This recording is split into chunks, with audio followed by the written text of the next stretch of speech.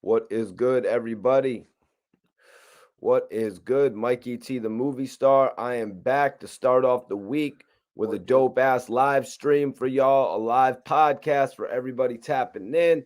You know who I am. I'm your host, Mikey T, the movie star. Make it back, Mike. Let's get it. Let's get to the money. Let's get to the topics. Tonight I'm actually going over an interview exclusive that I did just recently.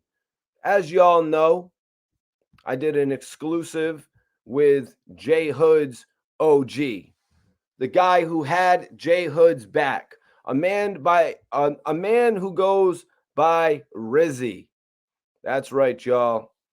And tonight I'm going to be discussing some information that Rizzy gave me, as well as an exclusive that I'm going to go over tonight. Let's see. Where is it here? Let me pull this joint up. This is the second part of my exclusive with Rizzy. Hey, it's Rizzy Light, man. I'm with Mikey T, the movie star, man. We turning up day and night. Respect Mikey T, respect me. Y'all already know the vibe. So I want to ask, man, why did J Hood have to buy his own D-Block chain? Yo, he was broke, bro. Why did J Hood have to buy his own D-Block chain? So I asked Rizzy the question, why did J Hood have to buy his own D-Block chain? Guys, I want you to imagine something. Everybody in here, just imagine. Imagine Tupac didn't get a death row chain. Imagine right now, hit the like button, share this video, share your thoughts. Just imagine Tupac didn't get a death row chain. Snoop got one. Dre got one. Corrupt got one. Daz even got one. Yo, I just came home from jail. Where is my death row chain, Suge? Nah. Nah, you know what I'm going to do? I'm going to buy my own death row chain because I know the jeweler who makes them, and I'm going to front. I'm just going to front so the people will talk about me. I'm just going to front so the people will talk about me like I'm down with them. Just imagine that, y'all. You can't even picture that shit in your head. You could not picture an artist coming up from the 90s that would have done some bullshit like that. Can you even imagine that shit? Hit that like button if you can. You can't picture that in your head because when Snoop signed to Master P, guess what he got as a gift? A gift. GIFT.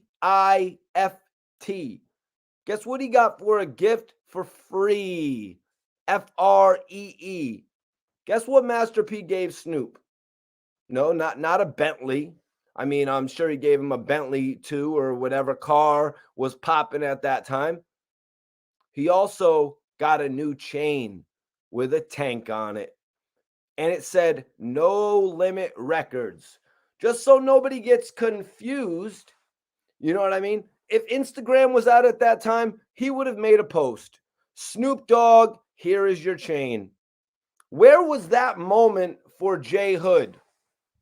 Where was that moment when the chain was placed on J Hood? Where was the Smack DVD moment that showed Jadakiss or Sheek Louch or Styles P saying officially signed to D-Block? J Hood, you're no longer a free agent. Where is that footage? It's nowhere. It's not on Sub-Zero. It's not on Cocaine City. It's not on the Come Up DVD. It's not on any of these DVDs. Let's just be real. Let's just be real here, you guys. What's good, everybody in the chat? Make sure you guys hit that like button. Make sure you share this video one time. Share this video one time. We got some shit to talk about tonight. I asked Rizzy the question, why did J Hood have to buy his own D-Block chain? That's the question that I had to ask. And where's the footage? Where was the Smack DVD episode that showed Jadakiss or Sheek placing that chain on J Hood's neck? Where's the footage? Sub-Zero doesn't got it. Cocaine City, the Come Up DVD, whatever other DVDs were out, shit wasn't on Hood Affairs. It wasn't on Nobody's DVD. Nobody, baby. I think he was presented that chain in his own mind, in his imagination on Nobody, baby TV, because nobody did that. So it must have been Nobody Baby TV. Look, it's fine. I guess, how corny, let me ask you guys, how corny would Cassidy look if he brought his own full surface chain? You know, the big chain with the FS on it that he gave to Arab? The one that Arab ended up pawning. Shout out to Ab. He didn't want no chain. But imagine if Cassidy bought his own chain and said, yo, I'm on J Records. Look at my full surface chain. Swiss Beats gave this to me, yo. And then imagine Fendi runs into Swiss Beats. And he said, yo, that's dope that you gave Cassidy the first full surface chain. And Swiss Beats was like, what are you talking about? You know what I'm saying? Nobody. I didn't. I'm going to give you the Breakfast Club. You played yourself. There's a million chains in the store, and you had to get the D-Block pendant. There's a million chains in the store, and you had to get the D-Block pendant, J Hood. You could have got the Jesus piece. You could have got whatever. You could have got an ODG on the grind. You could have got the on the grind joint. Again, this shit doesn't make no type of sense. Tupac would have never bought a Death Row chain. Snoop would have never bought his No Limit chain. You know all the artists that Birdman have? You think he would have said, Weezy, you're not getting a YMCMB chain. You got to get your own. But it's fine. It's fine, J Hood. You want to be down. You want to look lit. I get it. Everybody in here, hit that like button. Share this video. But you didn't put in the work. I'm going to play this clip with Rizzy, and he said it. The labels looked at you like you didn't put in any work. You were on, 2 to 3 freestyles on Hot 97? You were okay, but somebody like J.R. Writer, he flamed them freestyles. All the labels were asking about J.R. Writer. But J Hood, we don't really know him. J Hood, we're actually only listening because Sheek Louch told us to. Sheek Louch believed in you, J Hood. He gave other people motivation to even want to listen to you, like, oh, that's your little homie, Sheek? Why didn't you tell me that last week? I dissed him and told him his record was trash. My bad, Sheek. Tell your little homie to bring the record back this time, and I won't throw it in his face and tell him it's whack. You see how that works? You know how many artists K Slay had up there? J Hood was one of the least impressive. We had Graph. Graph was wrapping circles around him. Cassidy, come on. Cassidy makes J Hood look like a preschooler. J Mills even had dope singles out. Yes, I said J Mills. Jae Millz. Jae, like how you used to spell your name, J Hood? J Hood, Jaeehood. You get that from J Mills, maybe? I'm just asking. Did you get it from J Mills or was it just short for Joshua? I mean, J doesn't even really make much sense, to be honest with you. I'm just asking. It's just a question because I remember you used to spell your name like that. And nobody else does, by the way, because they don't even know your music. You guys ever heard of the name Poobs? Have you guys ever heard of the name Poobs? Share this video one time. You're not getting this information in any other videos out there besides on Mikey T, the Movie Stars Challenge or channel, excuse me. Okay, you guys. You guys ever heard of the name Poobs? Poobs. Poobs from Yonkers. You probably did. He works with Styles P. He's Styles P's right-hand man. And if you didn't, that's fine. I can name a gang of songs and you would be like, oh, that's Poobs. He did that. All right. You ever heard of a guy named Super Mario? What about Luigi, the princess? Now I'm just being funny, but y'all know the trademark Mario. And if you don't, just fast forward this segment about 2 minutes. Oh, I'm sorry. You can't. This is a live. So anyways, it's a live video. You can't fast forward it. Poobs threw Tales from the Hood in the garbage. The garbage. You hear what I'm saying? He threw it not in the trash, but in the garbage.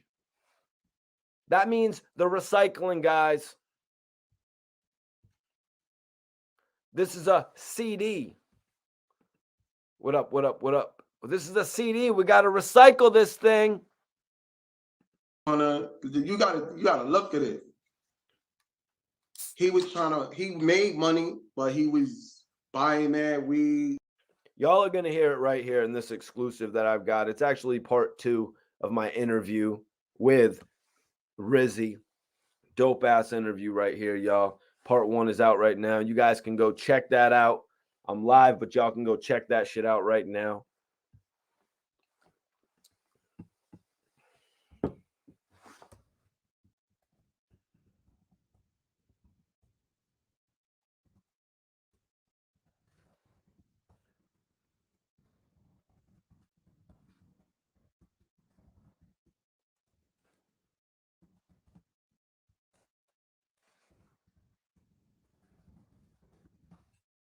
I'm going to play a little bit of it now for y'all, by the way.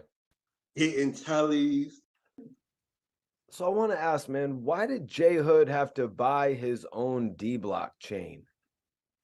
Yo, he was broke, bro. He didn't want to. You gotta look at it. He made money, but he was buying that weed, hitting tellies, like tricking on girls, buying that bootleg clothes, and he wasn't doing the right things with his money, and then trying to follow behind the Locks, where we know they ain't the richest group, but at that time they was making money, and he's trying to do what they do. You know that's not gonna work. That's like Memphis Bleek running behind Jay-Z, trying to keep up with him. It's not gonna. You're gonna end up broke. You're gonna look. So I'm going to bring a couple of these points up. I want to go over a couple of these points. You know, Rizzy said he made money, but he was buying mad weed, hitting tellies, tricking on girls, buying mad bootleg clothes. He wasn't doing the right thing with his money. So this is the first part that I actually want to go over, you guys. I'm going to start right at that last part as well. And I'll get back to the rest. Rizzy is saying J Hood was buying mad bootleg. Keyword bootleg clothes. willingly, voluntarily, J Hood was going and buying bootleg clothes voluntarily. Does this sound familiar? This reminds me of when A.R. Rab said Cassidy sent him to Canal Street to buy fake Air Force Ones. He was literally so embarrassed. That was a real one who said that too. Free A.R. Rab. You think Ab would voluntarily go and buy bootleg clothes? He bought them and he was embarrassed. Do you think he would voluntarily go and do it like J Hood? You know what I mean? Here's what I never understood about people like J Hood and people who buy bootleg clothes. If you wear bootleg clothes, man, I seriously hate you with a passion. Seriously, just check this out. You know what I mean? Check it out. Like, yo, I can get this fake Gucci monogram, a fake velour monogram sweatsuit for $80. Not on Canal, but around the corner from Canal. Around the corner from Canal, right? Well, there's a Tommy Hilfiger on 34th Street. I could buy some real shit. Oh, but Mikey T, Tommy is not Gucci. I know it ain't. But the point is, I'd rather rock something real. If I can't afford Gucci, I'm rocking Levi. You can't get Balenciaga, G-Star denim will do. I can't cop no Balmain, but I'm gonna go grab some fake shit. Nah, if I can't grab Balmain, I'm gonna go grab some shit from the Nautica store. The point is, I'm not rocking no fake shit. Because here is the problem. Here's the problem that y'all wearing the fake shit don't realize. The real money getters own the actual items. So when we see like a fake version of it, we laugh. But we don't laugh in your face. We wait until you turn the corner. You know what I mean? We allow you to have that fake sense of entitlement. You know what I do when I see someone rocking some fake shit? I go to my closet and I put the real joint on and I go there and I stand next to him. Literally, I stand right next to him. I'll go get the real version of that fugazi ass bucket hat you got, you know, that you've been saying you got. And then we're going to stand right next to each other and someone's going to ask, why does your shit look so different? Why are y'all wearing the same hat, but his hat looks different? I'm not even going to say one word and it's going to kill you inside. You'll be thinking to yourself, why did he play me like that? Why do you think sneakers are the most important part of the outfit? Do you know how many people look at your feet? Shorties, dudes, people pay attention to details. And now we're going to go over the second portion of this. Tricking on females. Let's be real right now. Let's be real right now. Have y'all seen J Hood? Have y'all seen J Hood, how he actually looks? Have y'all seen him or have you just heard him rap? This is a serious question, and I'm not trying to be funny. J Hood wasn't in no damn music videos. What video was J Hood in? Take your time. Take your time. I'll wait. I actually got Uber Eats on the way, and you know they take forever. You know what I'm saying? So I'm just asking. I'm asking the chat. I'm going to light up. I'm waiting for my Uber Eats. You know what I'm saying? So like I was saying, for those of you who have seen him, the dude is mad goofy looking. He doesn't dress cool. He wears fake ass clothes. He's mad scrawny. His head is mad big. I'm just going to say it. J Hood doesn't bag no shorties. Shorties don't walk up to him like, take my number. Follow me on the gram. They don't do that when they see you, J Hood. They just don't. You have no actual qualities. Like, you don't dress good. You don't walk around smelling like that Izzy Miyake. You know what I'm saying? I can tell just by looking at you. You know what I mean? You'd be lucky if you have a roll-on deodorant in your car. Let's just be real. Let's just be real if we're going to talk about some Izzy Miyake. You know what I mean? Come on. You're like one of them type of dudes. You think a crispy pair of Air Force Ones is fresh. Let's just be real. I'm just saying, every time I see you, you're in a hoodie. I get it. J Hood. I always wear hoodies because I'm from the hood. I get it. J Hood. Mr. I always wear hoodies because I'm from the hood. I get it. It's broke bum shit. I like wearing hoodies too. You know what I mean? But every time I see this guy, he's wearing a hoodie. You know what I mean? Anything else? Is there anything else in your wardrobe? You definitely have a problem in the female department, as I just went over. How are you going to bag a female and the females are literally taller than you, J Hood? What are you, like 5'1"? Can you dunk a basketball? Huh?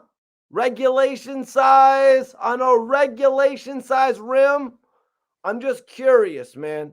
I'm just curious because you're mad little. Like, you can't even make eye contact with a shorty. So miss me with that whole shit. You know what I mean? Miss me with that whole shit. You know what I mean? I believe what Rizzy's saying.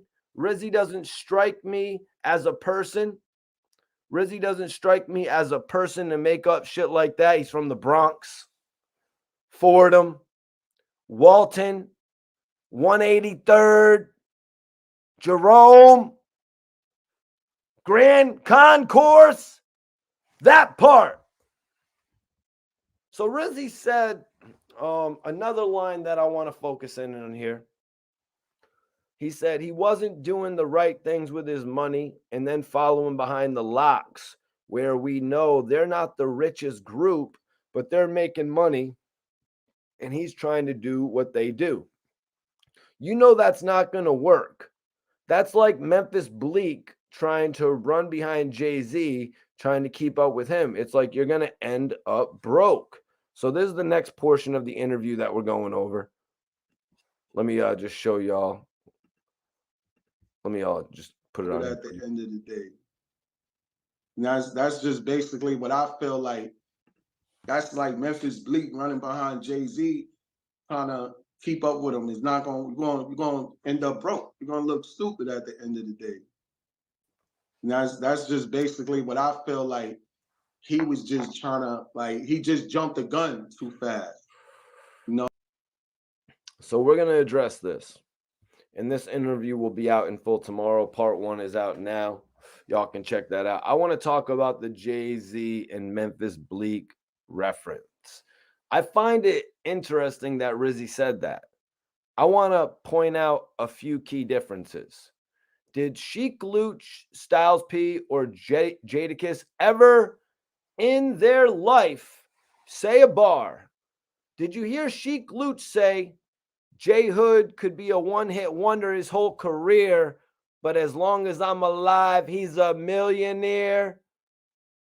No, you didn't. But you know who did say, who did? But you know who I did hear say that? Jay-Z.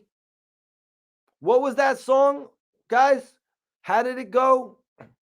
Bleek could be a one-hit wonder his whole career, but as long as I'm alive, he's a millionaire. Bleek heard that bar and said, shit. Bleek heard that bar and was like, shit, that's great. I don't have to keep up with Jay-Z. I don't have to compete and try to outdo Jay-Z because I can't. Damn. Jay looked out. He said that bar. And Bleek was just as shocked as us when he heard it. because people always give Memphis Bleek shit. You know what I mean? Oh, his shit with Missy is his only hit.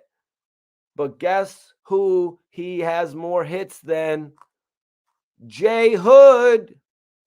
He got a classic album. You heard that right? Memphis Bleek has a classic album, his first album, his debut album. Exactly. J Hood doesn't have a classic album. Remember I told you where J Hood's Tales from the Hood album is? Huh? Can you guys say it in the chat room and remind me? Not the trash, not the garbage, the garbage. It's a special kind of trash. I think it's French or Italian. I don't know. I don't know how they spell it. I think it's spelled with a J. Jadakiss didn't write no classic for you, J Hood. You have no classic debut album like Memphis Bleek did. You know, it's the same reason that people were looking at Nas crazy. Like, why is your man from Bravehearts asking me for $500? It's like, ain't you a Braveheart? You're running around with Nas. It's all good. Here's the 500. But when they walk away, like Cameron was thinking, like, damn, Nas is grimy. Imagine J.R. Writer going to Nas and asking him for $500. Imagine him saying, Dipset isn't feeding me right now. J Hood, D-Block is lit. And they don't try to be flashy. You know what I mean? They don't even be trying to be flashy, but J Hood, why are you the only bummy looking one? Why is J Hood always the one who looks like he's struggling? And not only that, but J Hood realizes it himself. He's like, if I'm going to be a part of D-Block, I got to look like D-Block. I need a Rough Riders chain. Oh, they're not on Rough Riders anymore? I'll pawn the Rough Riders chain and I'll get a D-Block chain. And wherever they go, I'm trying to associate myself with them as much as I can. Why? Because J Hood knows without D-Block, you're not shit. And for anyone that's going to argue in the comments like, yeah, but nothing. Why didn't J Hood shine with D-Block? Or should I say, actually, why didn't, because J Hood said without D-Block, he would have flourished. So why didn't J Hood shine without D-Block? Tupac was talented before he met Suge Knight.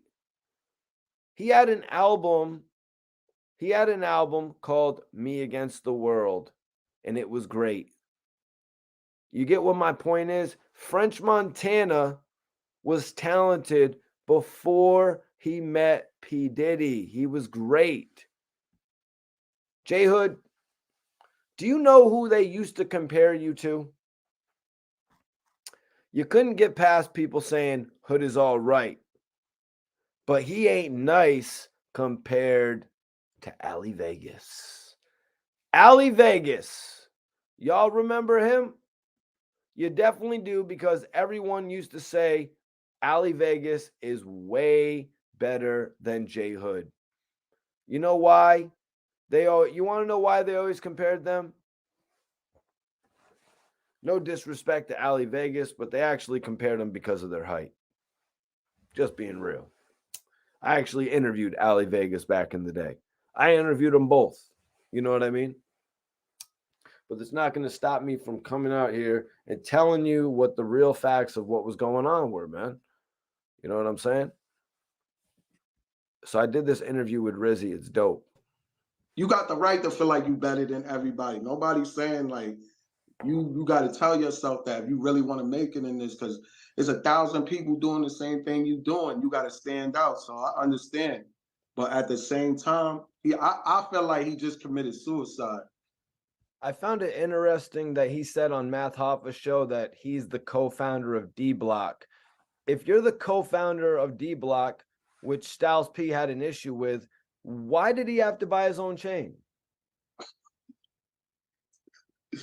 Yo, another thing you gotta understand: the labels, they liked it, the idea of a J Hood, but he wasn't presented right as far as him putting that work in. So if he would have put the work in, he would have got a chain. He wouldn't have had to go buy no fake chain. That's the whole thing. He would have never had to do that. So he said he bought the chain, 20,000. That shit was more like $200. So, and that co-founder, I understand what he's saying. It's like you was there, but you didn't help with the name. You just was there looking and listening. That don't make you no goddamn co-founder. Cause you listening and looking at and you're present. I don't understand that. That was weird to me. I just feel like he want to keep the D-Block stamp and keep performing the old songs and have nobody run down on him for performing D-Block songs. Where I guess it was a reality check from when Styles said, "You're not in D-Block no more. You not no co-founder," and that was good for that was like clarity for him. Styles P ended up giving J Hood a reality check, and Rizzy is going to go on to say after Styles P formally told him, "You are not D-Block," he stopped false repping D-Block and started focusing more on his own brand. And any of you in the chat, you probably know what J Hood's other brand was. J Hood's other brand was ODG, which is what he should have been repping from the gate, not just when he got kicked out of D-Block. You know what I mean? Because he kind of made himself look like a groupie the way that he was representing D-Block. I mean, shit, I did an interview with Snipe Life where Snipe Life explained that they were going to make Styles P the lead artist on D-Block. So please, somebody explain it to me. Somebody explain the shit to me because somebody's a little bit confused. Somebody's a little bit confused, and I think it's JHOOD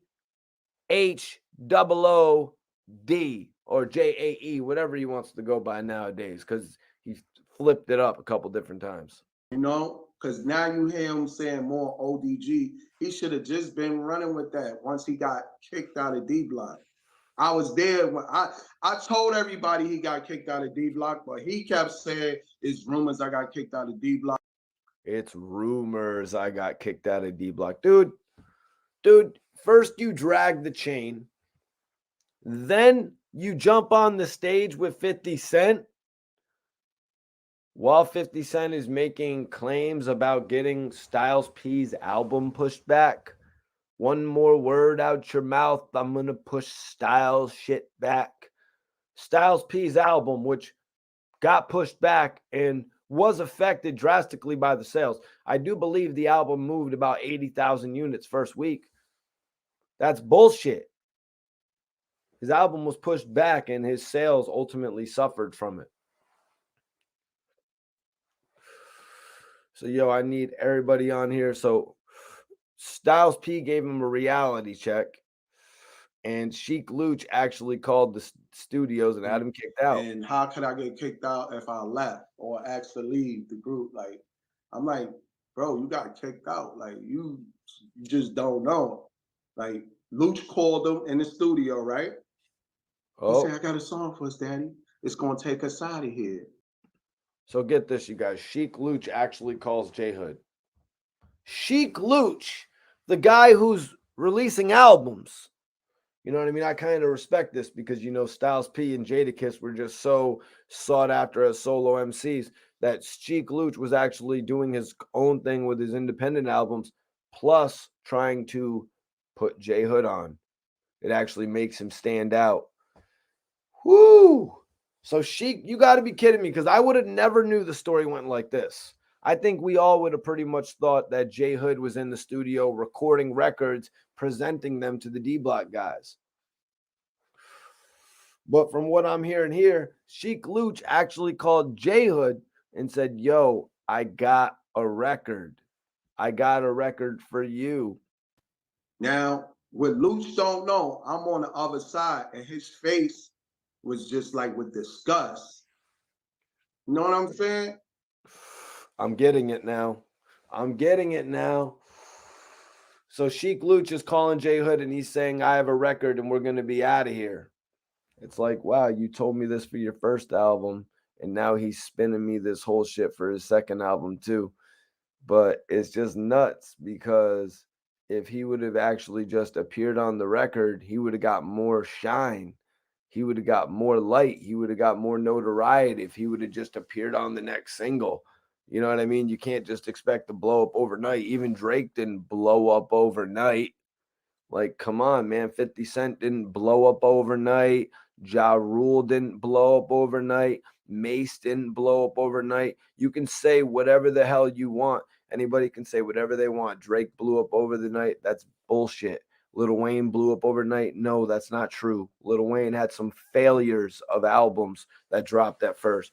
Drake was rapping with all of Young Money, putting in his work, doing shit on records like Bedrock that could have potentially messed up his career. I'm just being real. I'm just being real. Appreciate upstate New York on the tap in. Much love to everybody in the upstate New York. You already know what to do. If you're in here, hit that like button. Let me know what city and state you're tapping in from. Let me know what city and state you're tapping in from, you guys. Much love to everybody. Like real hateful. And he said, I ain't getting on that shit. What? Are you kidding me right now? Sheek Louch calls this man, yo, daddy. You know, that's like the slang back then. It's like, yo, I got this record for us. I got this record, daddy. This shit's about to be out of here. And J Hood scrunches up his face like Hassan Campbell. And he says he doesn't want to get on the record. Are you serious right now? You say you don't want to get on the record.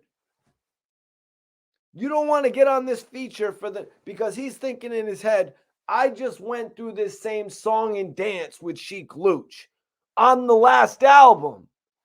He told me the same shit to the point where me getting my own album was downsized into me getting a feature record.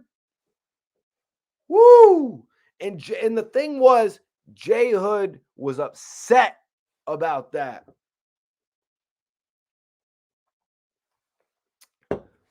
When Little Scrappy got an opportunity with G Unit and they made Money in the Bank, as much of a bad decision it was to put it on Little Scrappy's album, that should have been on Buck's sophomore album and it would have been a hit.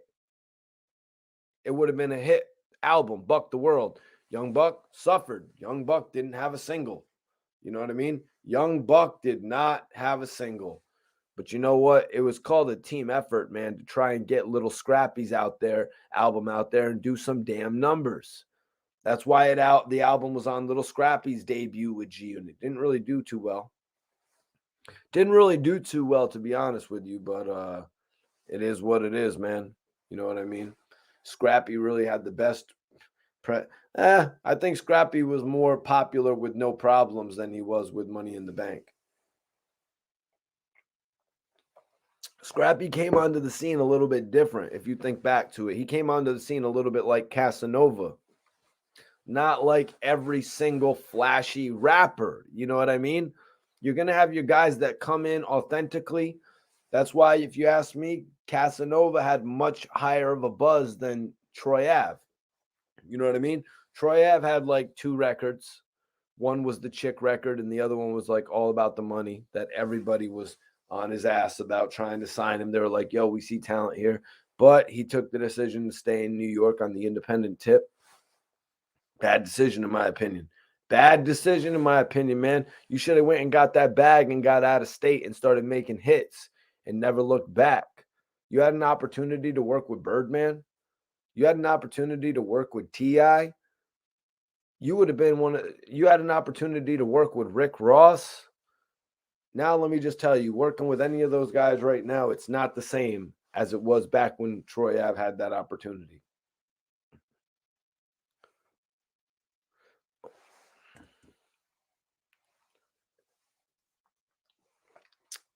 Where's my weed? Where's my weed? And right there, Louch, it was over. Louch called the studio phone ring. Yo, are you guys hearing this? So J Hood is in the studio. Sheek Louch calls him. You only get this on Mikey T, the Movie Stars channel, by the way, too. None of these other guys really got the stories like this. J Hood gets a call from Sheek Louch, tells him he's not jumping on the record. Sheek Louch hangs up. He literally calls the studio that J Hood is at. Meaning basically, you guys, if J Hood had said, yes, I'll do the record, Sheek Louch would have simply sent the record to the studio. It would have been ABC process. But J Hood screwed that up for himself, and he got his ass kicked out of the studio that night. He got a reality check when Styles P told him, you are not D-Block. And for anybody that wants to dig a little deeper, go check out my exclusive with Snipe Life, where he explains Styles P was originally going to be a member of D-Block. So how would you even make a claim to being one of the guys on D-Block? How would you even make a claim to be one of the guys on D-Block, one of the lead guys on D-Block, when they were going to bring Styles P in as the lead guy on D-Block?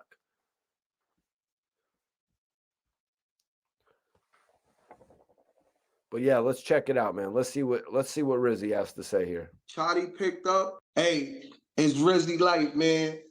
I'm with Mikey T, the movie star, man. We turning up day and night. Respect Mikey T, respect me. Y'all already know the vibe. So I want to ask, man, why did J Hood have to buy his own D-Block chain? Yo, he was broke, bro. He didn't want to. You gotta look at it. He was he made money, but he was buying that weed, hitting tellies, like tricking on girls, buying that bootleg clothes, and he wasn't doing the right things with his money, and then trying to follow behind the Locks, where we know they ain't the richest group, but at that time they was making money, and he's trying to do what they do. You know that's not gonna work. That's like Memphis Bleek running behind Jay-Z, trying to keep up with him. It's not gonna you're gonna end up broke. You're gonna look stupid at the end of the day. And that's just basically what I feel like. He was just trying to, like, he just jumped the gun too fast.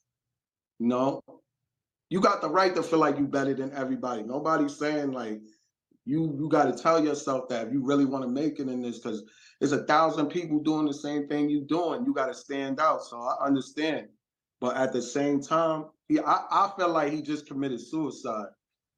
I found it interesting that he said on Math Hoffa's show that he's the co-founder of D-Block. If you're the co-founder of D-Block, which Styles P had an issue with, why did he have to buy his own chain? Yo, it's Rizzy Light, man. I'm with Mikey T, the movie star, man. We turning up day and night. Yes. So that next question about the D-Block chain, we're going to get into it. But I want y'all to learn a little bit about Rizzy if you don't know much about him. Y'all already know the vibe. Rizzy Life, man, I appreciate you joining me today on the platform. You know, I know you've been grinding on the music scene for a number of years, so I wanted to invite you on the podcast to tell your story. Hey, thank you very much. Yo, Mikey T, much obliged, man, to be on here with you, man. I see you doing a lot of good things. I see a lot of interviews. Doing your thing. Keep doing your thing no matter what nobody say. I really appreciate that, man. And, you know, for my audience, first of all, you know, for everyone who may or may not know, Can you tell everyone where you were born and raised? I was born in the Bronx and raised in the Bronx. I was born on Fordham Road, man. Guys,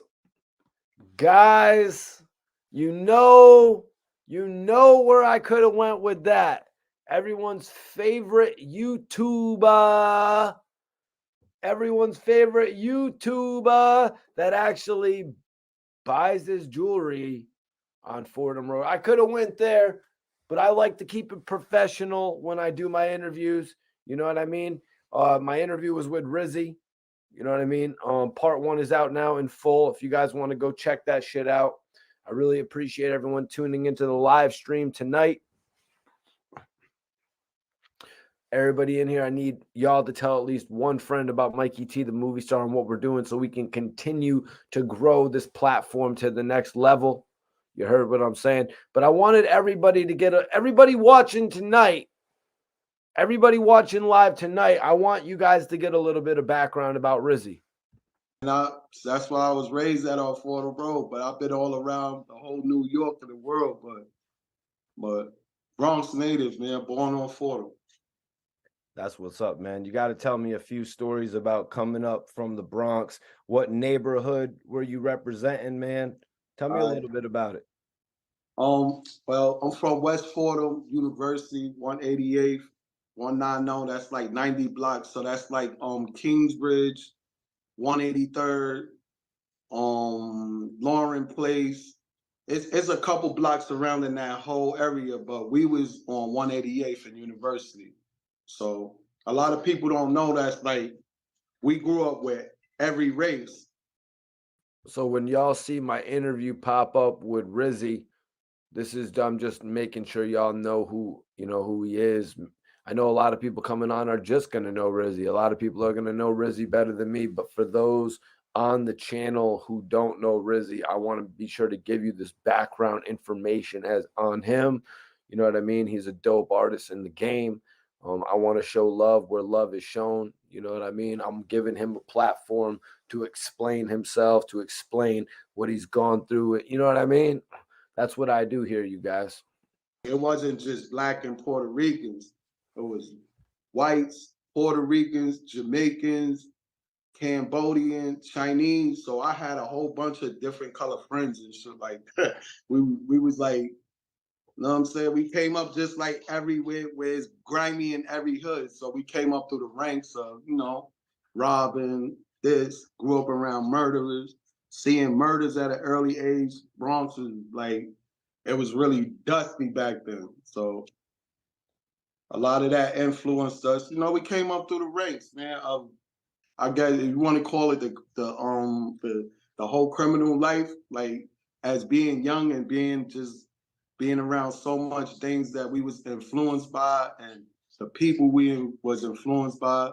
So it rubbed off on us.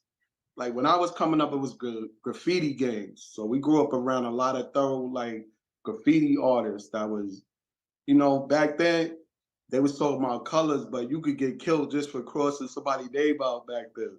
So, but yeah, man, I seen a lot of things for a young kid, like murders at 4.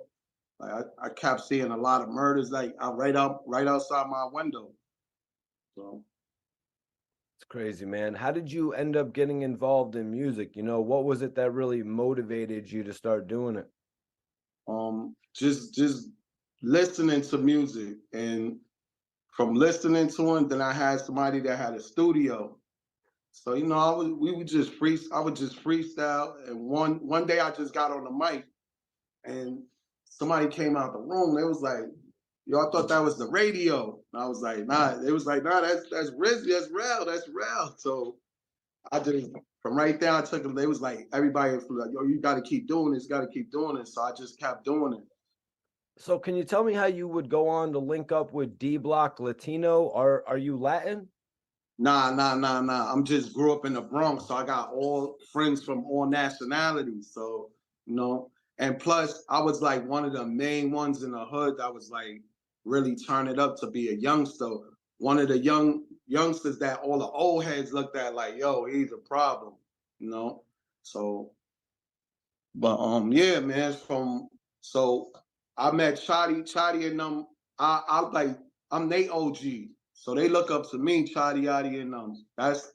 He got the D-Block stand, Chotty Yachty and Harold, but they know him as PLF, Poppy Littleface. Who were some of the other artists that you worked with on D-Block Latino? And can you tell the people who don't really know about it a little bit about it? Because that's actually new to me. You know, I had no idea. You know, what exactly was D-Block trying to do with D-Block Latino? See, the D-Block Latino, they had a whole different, like they had the whole reggaeton. When the reggaeton started popping and the all that other, like the whole Spanish culture started popping. So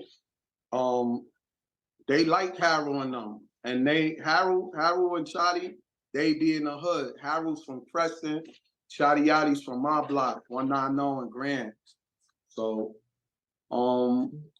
basically what they was doing, they was getting a whole Latino hip hop scene, like they was locking that down. So Chotty had the stamp, and they was doing their thing. They had their studio, they had their little clique, and they was really doing their thing. They got a lot of good music out and stuff like that.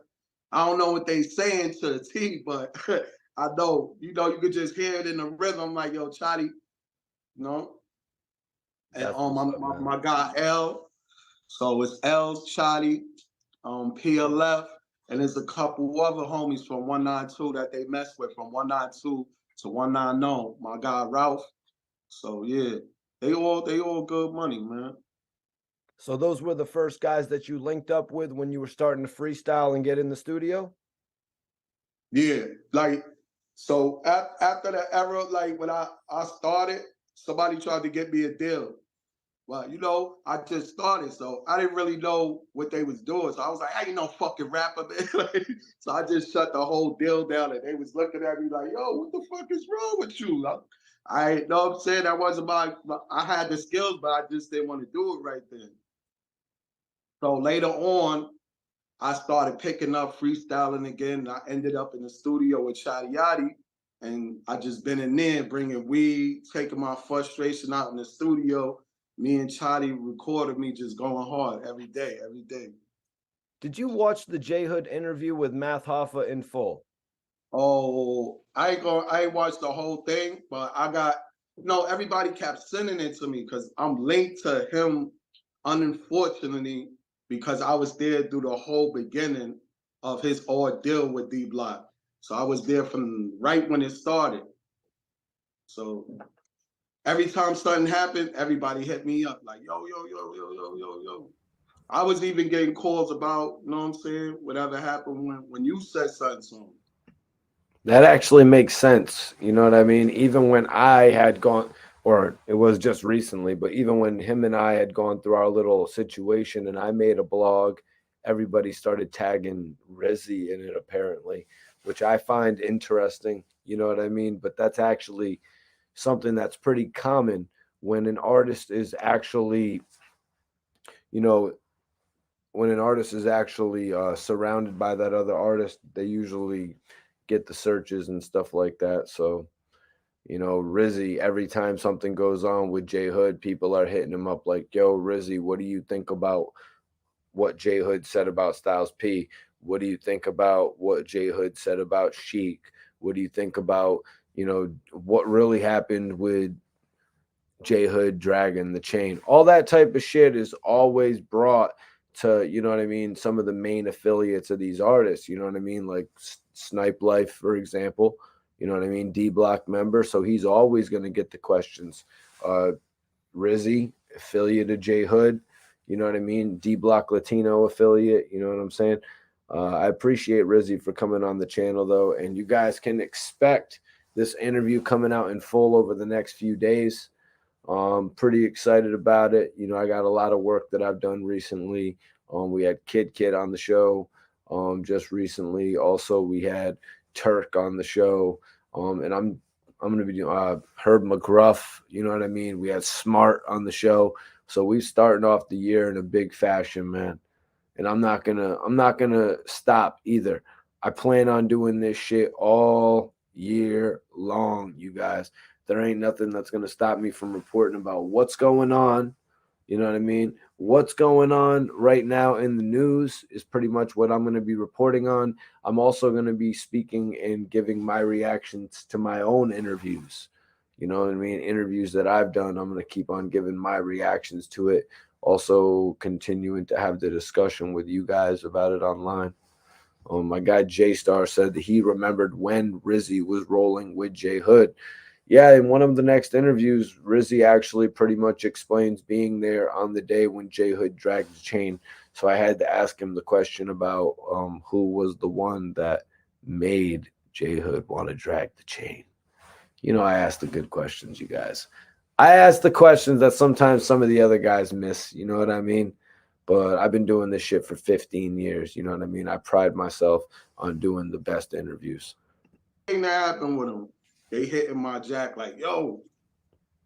I have to ask this question as well because, you know, I don't like certain labels getting pinned on me. So it would help me if you answered this question honestly.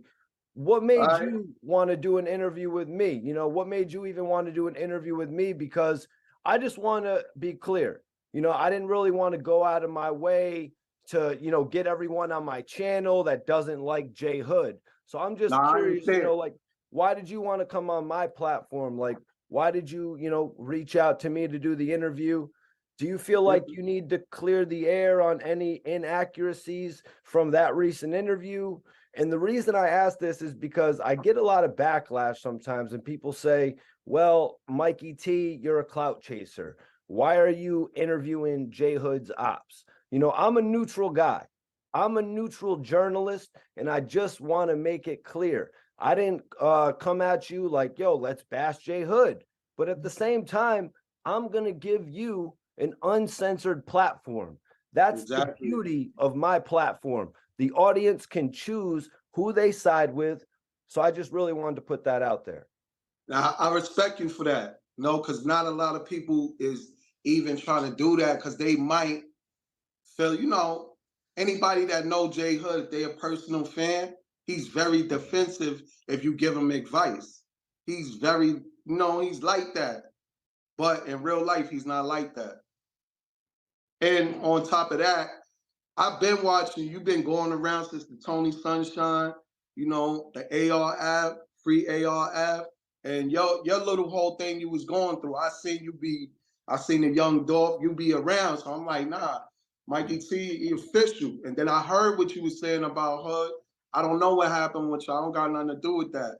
But you was making a lot of valid points that people cannot just be like, yo, he not making sense. If they say that, then they sound like a hater because somebody that's listening with a biased ear be like, yo, that makes sense, man.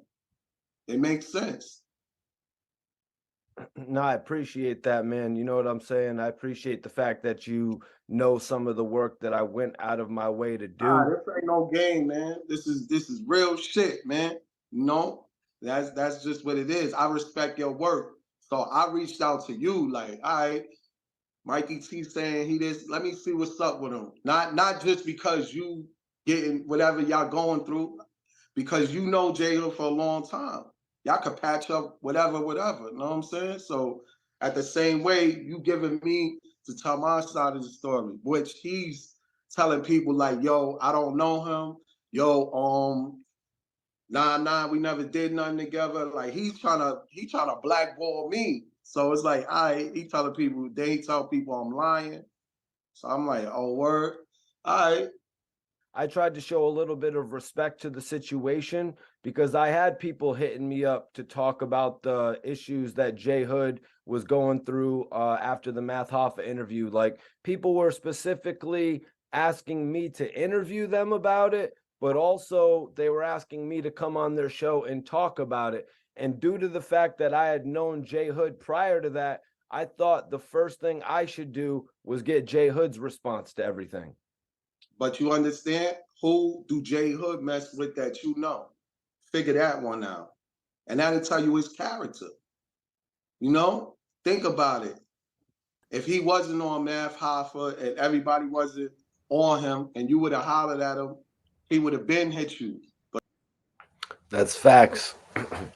That's facts right there, man. And yeah, a lot of that right there that Rizzy was pointing out. And I honestly just wanted to, put everything out there on the table. You know what I mean? I wasn't trying to run after 3, 4, 5 affiliates of J Hood who dislike him. I wasn't trying to do nothing like that, you guys. I had no intention of reaching out to people who dislike J Hood. As I said to Rizzy, when all this controversy sparked off about J Hood, I wanted to speak to J Hood first because of the fact that we had a prior friendship, because of the fact that we had a prior relationship, whatever you want to call it. Me driving out to New York and interviewing him on several occasions, me actually getting on the phone with him and interviewing him, me interviewing him when he actually formed a partnership with Yuck Mouth and they did their Savages album. So you can't discredit anything that I've done. I go and I do an interview with Snipe Life, and Snipe Life mentions how he called J Hood to make sure everything was good. J Hood misunderstands the interview in typical fashion. We speak on the phone. I'm like, yo, Hood, what's up? Did you not watch the interview? This, that, and the third was said. He's like, oh, word. Da, da, da, da, da. I'm like, yeah, man, we've known each other for X amount of years. I'm not just going to go out of my way to make you look like a dumbass on my platform. I'm not going to stir the pot and make you look crazy on my platform. Speculation, you got kicked out of D-Block. Speculation, you left D-Block. Whichever it is. Just so happens I got the story from one of the guys who was closest to you now. Just so happens I even got the story from one of the guys that was closest to Jada and Styles and Sheek themselves. You know what I mean? Like, but what do I do? What do I do? I actually went to you. I actually went to you to speak to you first. You agree to speak with me, and then you go back on the offer. I'm sorry, homie. I don't have time to waste. And I've told this to other people. I've told this to even my own friends. You know what I mean? I take what I do very serious. What I do, I take it very serious. I spend multiple hours putting together interviews that I'm going to present to the world. And I'll be damned if I'm going to be disrespected by you, J Hood. I'll be damned if I'm going to be disrespected by you on the internet, in life, over the phone. Anyway, I'm not getting disrespected by you. How did you disrespect me? You know what you did. You know what you texted me on some absurd shit that you would never wish to get that text in your life from anybody.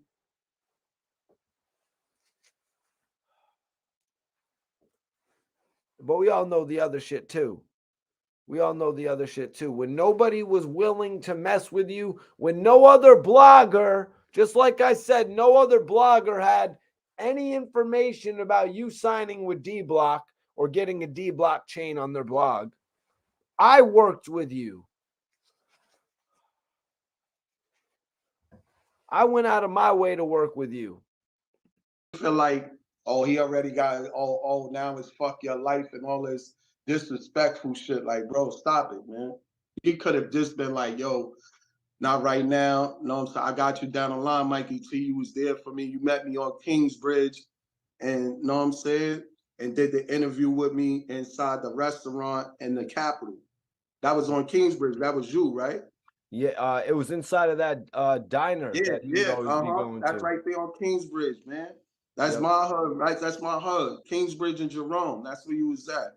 In the Yeah, and Capitol. it's not like you know what I mean? The interview was put right up on World Star. Literally all the stuff we were doing was getting traction and shit like that. So I don't really get why he would come at me in that regard. So let's break down the whole story, man. All right. You said you met J Hood at the D-Block studio. Was that the D-Block studio or the D-Block Latino studio? Could you take me into that? All right, that's the D-Block Latino studio. Like I told you, I'll be freestyling. I started writing, but at that time I was just freestyling and smoking mad sour. I seen J Hood up there. One day I was in there rapping. He over there. He chilling. He sleeping on the couch or whatever. I do my session. I'm out of there. Then I'm always in a session for some reason. Now he's always over there, so I don't know what's going on. So, but I seen him one time on Fordham. But anyway, long story short, we end up getting cool from me just being in the studio a lot. And, we smoking blunts and shit and just just chilling. I'm just doing music, they listening and shit, and niggas is just vibing like that. So how do you go from linking up with J Hood to actually becoming affiliated with him to the point where you guys were running around together? From being in the studio smoking weed. So we smoking, we talking. So basically, you know how when you get some good weed, motherfuckers get emotional and start spilling all their guts and stuff. Excuse my French. So we talking and he started just pouring his heart out with the D-Block story and just telling me how they doing him and what's going on in his life with D-Block and how he feel they mistreating him and they not doing him good. And he just down talking them the whole time. How in the hell is J Hood doing this on the first occurrence when he's meeting Rizzy? How are you dissing D-Block on your very first encounter with Rizzy? This actually shifted the whole interview. You know what I mean? Because now I had to ask him, like, damn. So he's always dissed D-Block to you or the locks to you personally. When did he decide that he was going to start dissing these guys publicly? I realized is where I had to take the interview, among so many other places that I took this interview, you guys. This interview is a classic. This interview explains a lot of information that we would have never knew about why J Hood's career with D-Block did not take off. And it also explains why J Hood's career after D-Block did not take off. I've got the story about what happened with 50 Cent, the type of deal that was offered.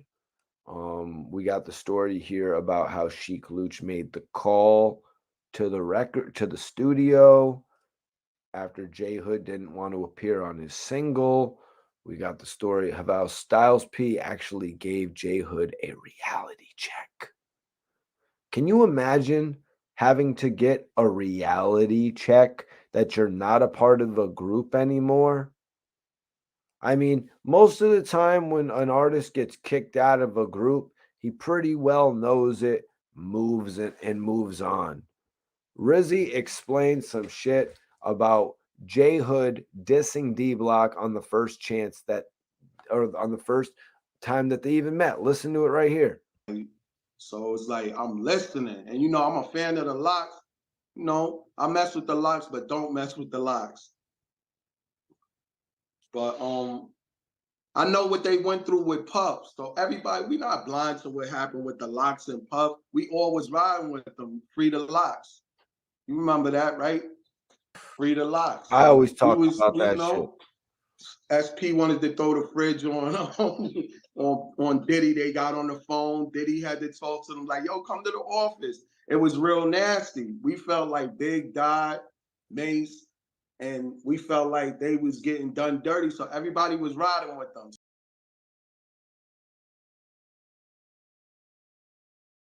Listen to how classic he's bringing this interview, you guys.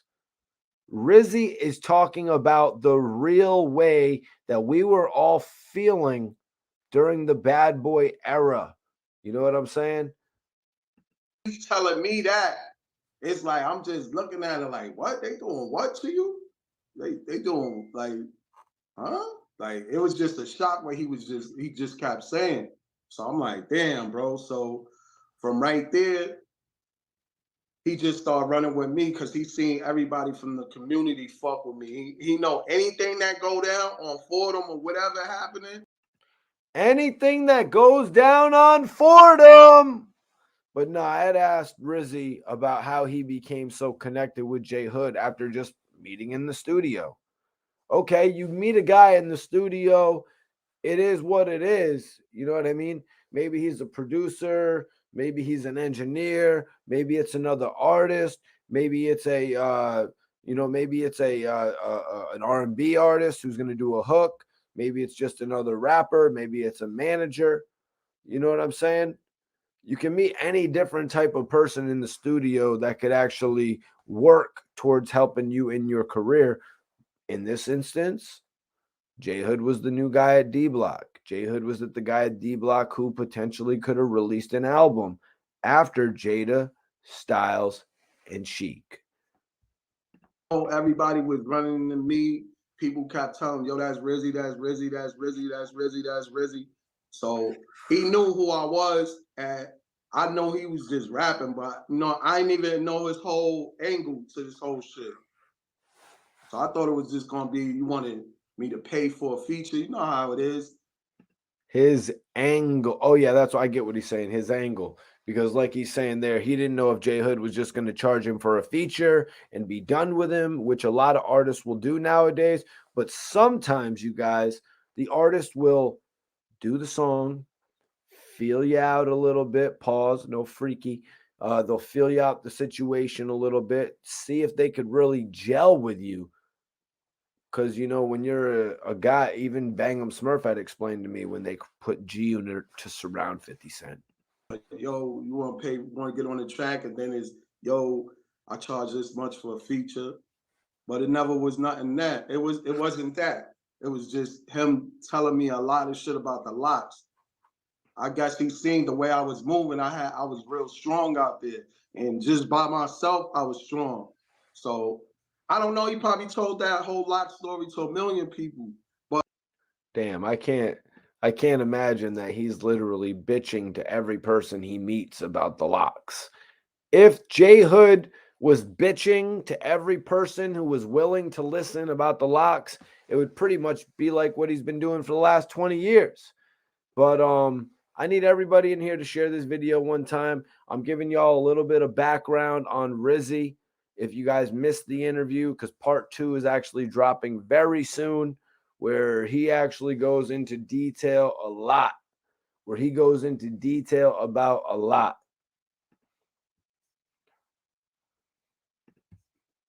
Me, I took it a different type of way because that's how I am. Was J Hood working on Tales from the Hood when you met him? And Nah. what was his affiliation really with D-Block at that point in time? He was still working on Tales from the Hood. Like he was like getting a whole bunch of tracks and like reference songs.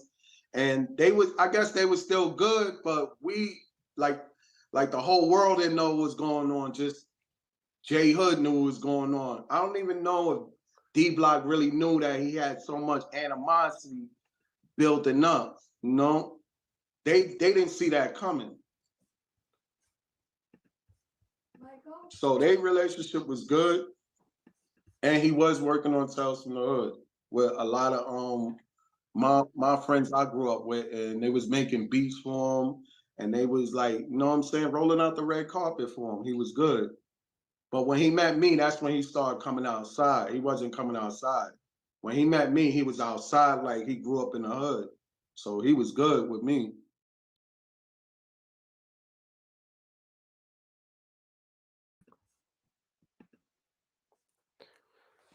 Yep. So that was part 1 of my exclusive interview with Rizzy. That's right. Rizzy is a dope artist, man. He's got a story to tell. I wanted to give him my platform uncensored with an opportunity to talk to y'all. You know what I'm saying? I wanted to give him an opportunity to speak to everybody without anybody blocking what he's got to say. And we got a really exclusive interview. And part 2 starts off like this. Hey, it's Rizzy Light, man. I'm with Mikey T, the movie star, man. We turning up day and night. Respect Mikey T, respect me. Y'all already know the vibe. So I want to ask, man, why did J Hood have to buy his own D-Block chain? Buying his own D-Block chain. Guys, I had to ask this question to Rizzy. I asked the question, why did J Hood buy his own D-Block chain? He said because he said he was broke. He said he was broke. I want everybody to imagine in here. Imagine something for me, guys. Let me just get situated. Imagine Tupac didn't get a death row chain. Snoop got one. Dre got one. Corrupt got one. Daz even got one. Imagine Pac comes home. Yo, I just came home from jail. Where is my death row chain, Suge? Where's my chain? Oh, no. You know what I'm going to do? I'm going to go and buy my own death row chain. Because I know the jeweler who actually makes them, and I'm going to front so people will talk about me. Talk about me like, yo, he's down with them. Imagine that shit. I know everybody in this room right now cannot even picture that in their head. You know what I'm saying? You cannot picture Tupac doing some shit like that. And you know, because when Snoop Dogg signed to Master P, guess what he got as a gift? A GIFT for free. FREE. Guess what Master P gave Big Snoop Dogg? No. Not a Bentley. I mean, he probably gave him a Bentley or whatever car was popping at the time. But he also got a new chain with a tank on it. And you know what? It said No Limit Records. Just so nobody gets it confused. If Instagram was out at the time, he would have made a post. Snoop Dogg, here is your chain. Guys, I'm asking you in the chat, where was that moment for J Hood? Where was the Smack DVD that showed Jadakiss, Sheek Louch, or Styles P saying, you're officially signed to D-Block? You're officially signed. You're no longer a free agent. Where's that video? Where is the footage? It's nowhere. It's not on Sub-Zero. It's not on Cocaine City. It's not on the Come Up DVD. It's not on Smack DVD. Whatever other DVDs were out at the time, it was not on Hood Affairs. It wasn't on Nobody's DVD. Nobody, baby. I think he was actually presented that chain in his own imagination. It was presented in his own mind, in his imagination on Nobody TV. Nobody, baby. That's right. Keith Sweating on your bitch ass, J Hood. Because nobody did that. So it must have been on Nobody Baby TV. Look, it's fine, man. It's fine, man. It's cool. It's cool. I guess, but you know what I mean? How corny would Cassidy have looked if he bought his own full surface chain? You know, the big chain with the FS that he gave to AR Rab. Then AR Rab ended up pawning it. Shout out to my bro AR Rab. He didn't want no damn jewelry. But imagine if Cassidy bought his own chain and said, yo, I'm on Jive Records. I'm on Jive Records. Look at my full surface chain. Swiss Beats gave me this, yo. And then imagine somebody like Fendi runs into Swiss Beat And he's like, yo, what's up? You gave Cassidy a full surface chain? And Swiss Beats is like, what are you talking about?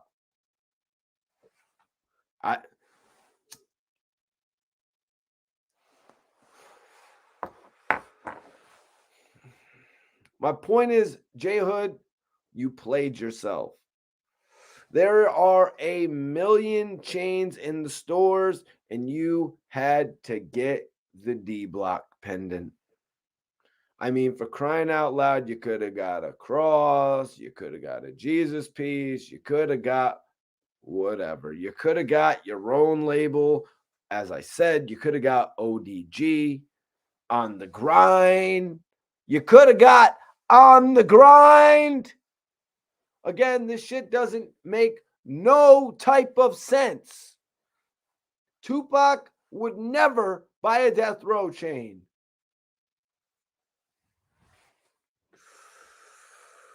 Pac wouldn't buy a Death Row chain. Snoop Dogg wouldn't buy a No Limit chain.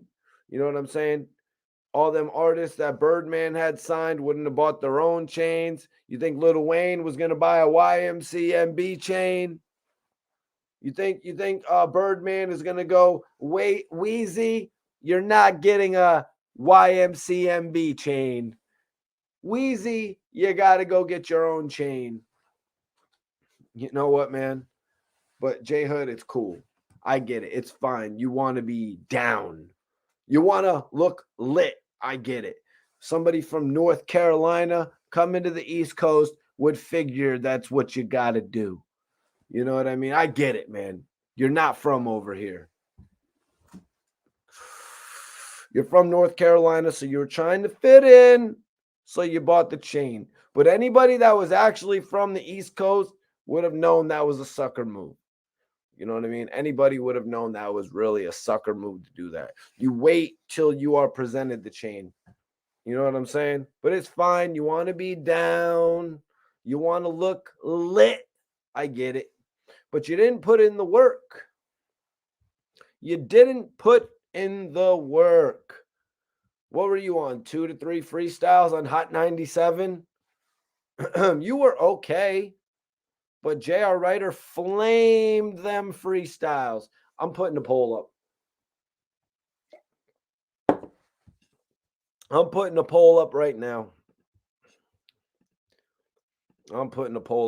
You guys.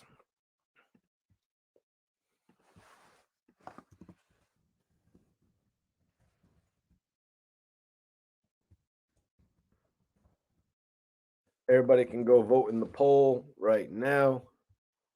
I did this new interview. Yo, he was broke, bro. He didn't want to. You gotta look at it. He was he made money, but he was buying that weed, hitting tellies, like tricking on girls, buying that bootleg clothes, and he wasn't doing the right things with his money, and then trying to follow behind the Locks, where we know they ain't the richest group, but at that time they was making money, and he's trying to do what they do. You know that's not gonna work. That's like Memphis Bleek running behind Jay-Z, trying to keep up with him. It's not going. You're going to end up broke. You're going to look stupid at the end of the day. And that's just basically what I feel like. He was just trying to, like, he just jumped the gun too fast. You know, you got the right to feel like you better than everybody. Nobody's saying like you got to tell yourself that if you really want to make it in this, because there's 1,000 people doing the same thing you're doing. You got to stand out. So I understand, but at the same time, I feel like he just committed suicide. I found it interesting. I want to address Sheek Louch believing in J Hood. You know what I mean? Sheek Louch actually gave people motivation to even want to listen to J Hood. You know what I mean? People be like, "Oh, that's your little homie Sheek? Why didn't you tell me that last week? I actually dissed him and told him his record was trash. My bad. Tell your little homie Sheek to bring the record back this time, and I won't throw it in. What's his name? J Hood, Joshua Hood. I won't throw it in his face and tell him it's whack. You see how that works? You know how many artists K Slay had up there? J Hood was one of the least impressive. Graph was up there wrapping circles around him. Cassidy makes J Hood look like a preschooler. J Mills even had dope singles out. Yes, you guys, I said J Mills. Jaemillz. Like how you used to spell your name. Jaehood. What did you get that from J Mills, maybe? I'm just asking. Or was it short for Joshua? JAE? That doesn't make sense. I'm just asking. It's just a question because I remember you used to spell your name like that, and nobody else does, by the way, because they don't even know your music. You guys ever heard the name Poobs? Poobs. Poobs from Yonkers. You probably did. You know what I mean? He works with Styles P. He's Styles P's right hand man. And listen, if you don't, that's fine. I can honestly name a gang of songs and you would be like, oh, that's Poobs. He did that. So yeah. So let's talk about it, man. Poobs threw your Tales from the Hood album in the garbage. He threw it in the garbage, man. You know, he threw your shit in the garbage, and it's not because Tales from the Hood was a bad project. The point is, the album was probably all right. He didn't throw it in the trash because it was weak. He threw it in the trash because of a character flaw. He said to himself, all right, this album is going in the garbage because this person lacks loyalty. I refuse to help push this person to the next level. And you know what? I'm going to take these beats. I'm going to take J Hood's vocals off and I'm going to give them to another artist. I'm going to give it to another artist that's appreciative of them. Not one that's going to drag jewelry on concrete. Drag jewelry on concrete that we didn't even give you that says our name on it. Because Poobs' loyalty remains to who? You, Hood? Definitely not. Not his loyalty. His loyalty is more towards Panera because he only knows you through Panera.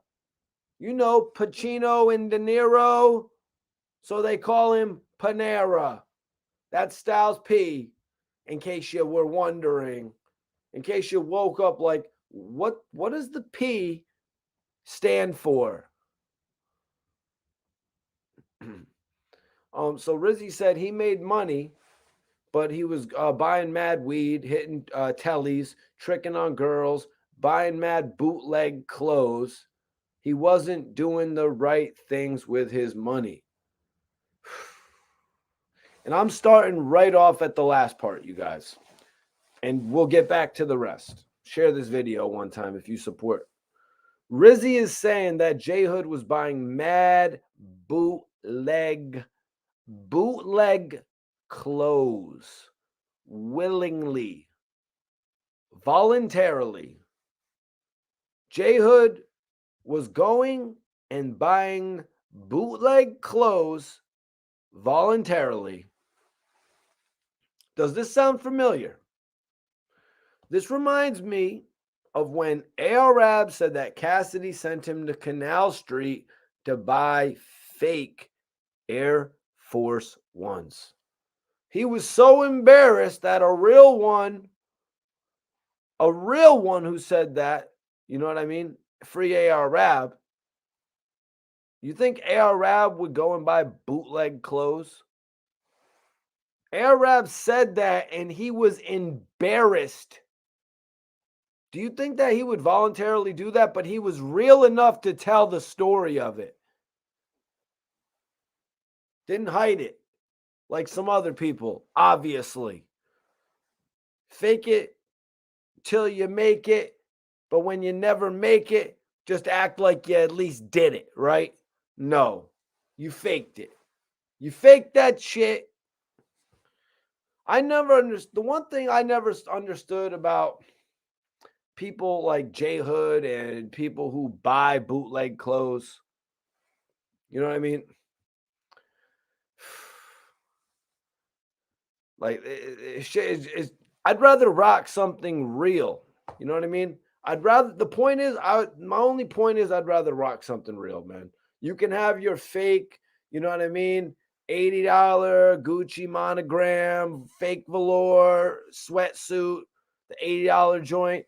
You can get that shit right off Canal, off around the corner from Canal. But I'm just going to go to Tommy Hilfiger on 34th. You heard? You always see me rocking some Tommy. Y'all can go off of the corner of the Canal and get the fake Gucci, you know what I mean? The fake velour monogram sweatsuit for $80. Go pick it up.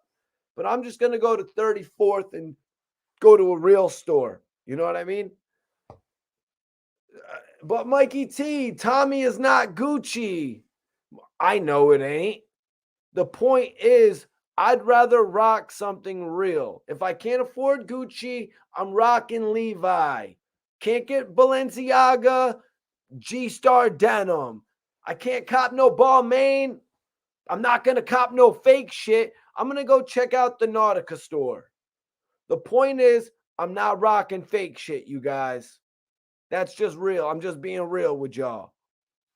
Maybe I'll buy out the store of where I'm going and I'll have every different shirt to the point where I can't buy nothing else from the store for a minute, but I'm not rocking no fake shit.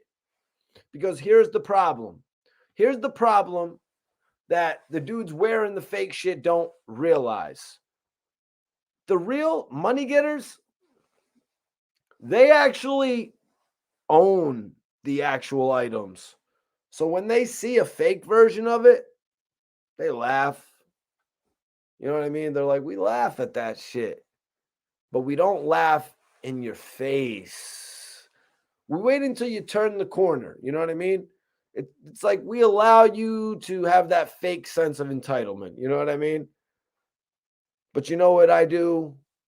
But you know what when they see someone rocking that shit, you guys, when they see someone rocking the fake shit, a real one is going to go and put on a real joint and stand right next to them. I'll go get the real version of that Fugazi bucket hat. That joint that you have on. You know what I mean? And then I'm going to have everyone around saying, why does your shit look so different? Why are y'all literally wearing the same hat, but his looks different?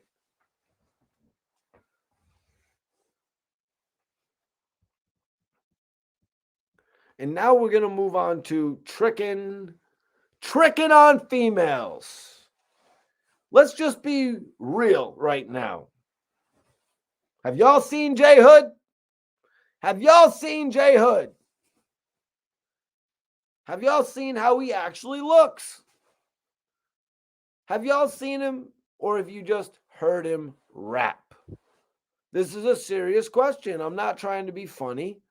J Hood wasn't even in no music videos. What I'm asking y'all, do you even know what J Hood looks like? He wasn't on the cover of the magazine.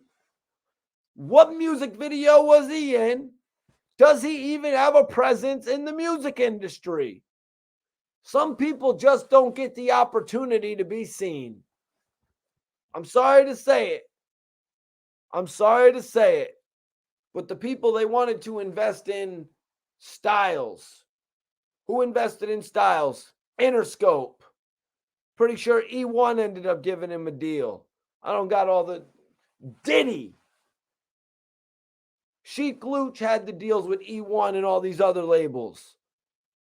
They went out and made deals happen like executives do. They didn't wait around for somebody to get a deal for them. Sheek Louch, if Sheek Louch would have waited around for someone to get a deal for him, he would have been waiting around his whole career. There would have been no career of Sheek Louch's for us to witness if he waited around. Do you not understand that? I'm somebody who witnessed these guys' career firsthand, watching as a fan, watching as a spectator of hip hop, buying up the albums, watching the albums get pushed back, all different types of shit. Never seeing another Locks album for so many years. Let's be real when we're talking about this shit.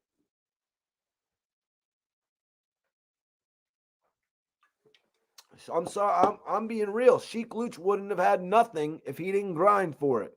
He would have been in the same position as J Hood. Probably not bitching about it.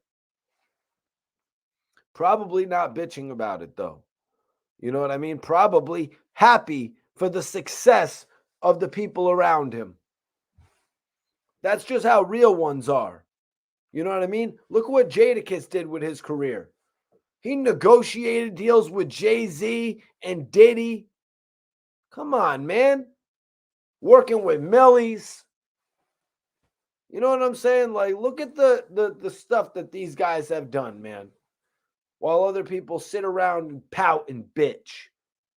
Let's be 100% real and accurate when we're talking about things. That's why when I talk about the deals that these artists signed, we're going to actually talk about them, man. A lot of people are just going to say it, but we're going to talk about it, getting in depth about this shit. And I'm also going to do a versus. That's right, an official versus. Biggie, Life After Death versus All Eyes on Me. The official double disc album versus. I'm going to get my guy Darren Bars to tap in. It's my dude right there. He's actually an artist. Plus, he taps in for live streams and shit like that. Y'all know him. Y'all know him when you'll see him. Plus, yeah, I'm going to do a whole versus for the album review right there. That's going to be one of the next videos that I do. But in all honesty, man, this interview with Rizzy that I got is dope. This interview with Kid I got is dope. This interview I got with Herb McGruff is dope, man. I'm just proud of all the work that I'm putting in right now. I hope you guys are all enjoying all the throwback Bang 'em Smurf content, all that shit that I've been putting out. I've done interviews with a lot of people out there, man.